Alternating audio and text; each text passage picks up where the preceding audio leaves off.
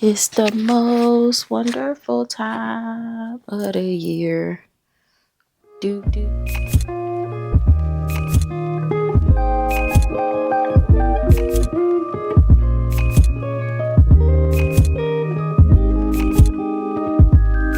What up, Search fam?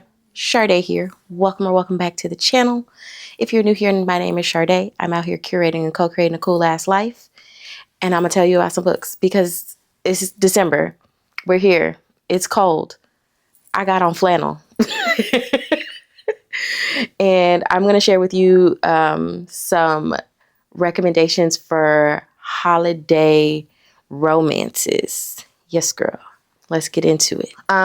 So first I'm going to share with you a few books that I have read. I'm probably going to reread them depending on how I'm feeling.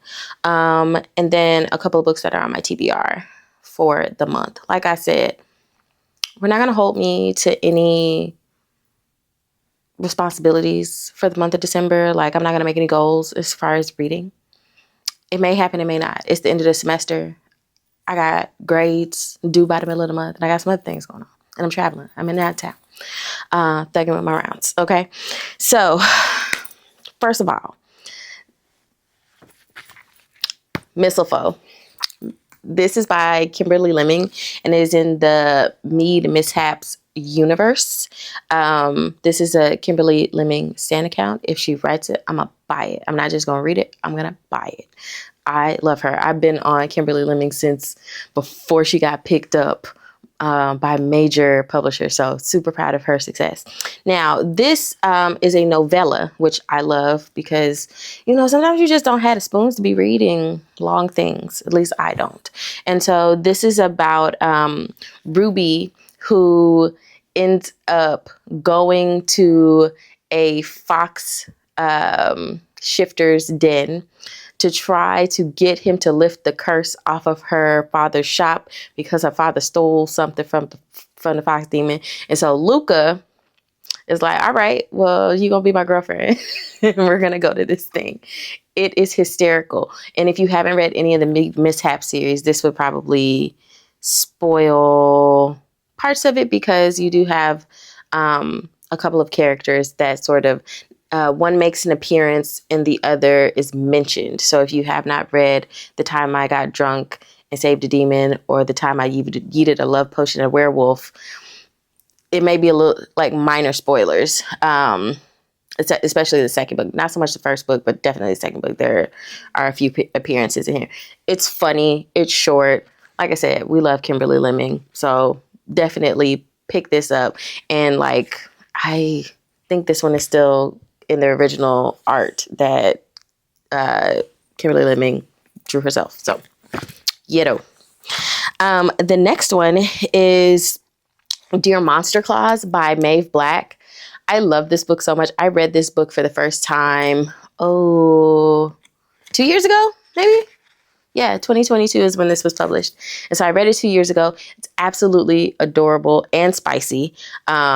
This is about a Cupid, and they're Hispanic coded. So like, I don't remember, I think Sochi is how you pronounce her name, is a Cupid who wants to like experience Christmas and fall in love. And she's been writing letters to Santa because she just wants to hear her out. And so she runs away, well, sort of tries to take a little sabbatical break, and then ends up getting a response from the Santa, who is a dragon shifter by the name of Arson. Baby, Arson is fine. And so it's their story. They fall in love. It's super cute because Arson is grumpy. He does not like, he is Santa, but he don't like it. And he's not here for Christmas at all. But she brings him the Christmas spirit and like tries to get him to fall in love with Christmas. And it's very adorable. Also, like I said, it's spicy. I'd probably give this 3.5 chili peppers. Yeah. 3.5 chili peppers for me. So like, there you go. Next is The Holly Dates. And The Holly Dates is about Holly Jackson, who is not having the best run of it with relationships, and she really wants to fall in love. And this is another grumpy sunshine. So she ends up getting help from a grumpy restaurant owner, Kai, to try to find her a boyfriend. And of course, Kai starts falling for Holly and getting jealous and acting unhinged. So this is super cute. I enjoyed it. I will probably read this one again this year because it's a fun time. Also, one of my normal yearly reads, it's a YA novel that was published in 2008. So it is a little dated right now. But it's called The Unlikely Romance of Kate Bjorkman. And I don't have my physical copy with me. But I love this book because the main character, Kate, she's telling her story from the perspective of she is writing a romance novel. She wants to be a romance novelist. And she is 6 feet tall, blind as a bat,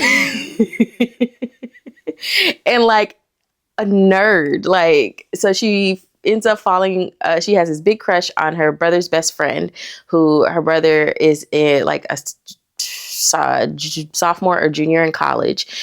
So grew up with the brother's best friend.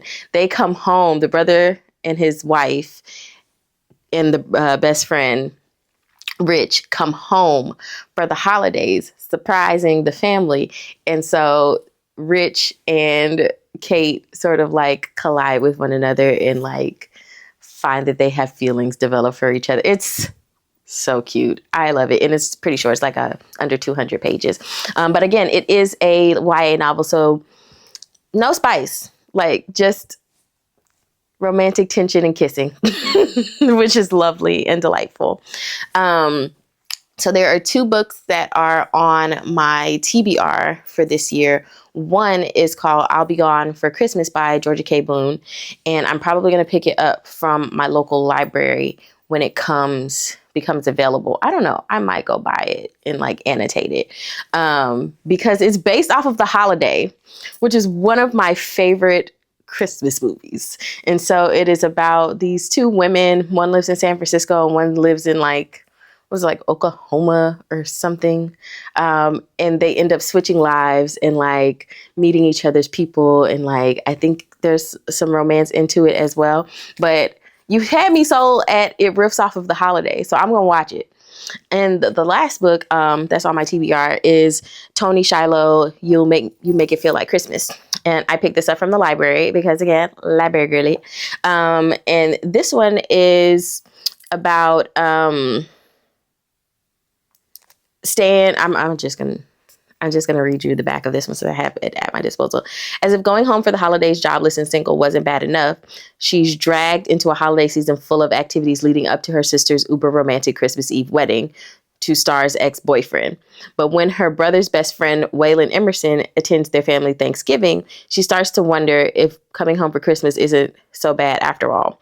As Star finds the perfect distraction in helping Waylon make over his late mother's Christmas shop, the most wonderful time of the year works its magic and the spark between them grows.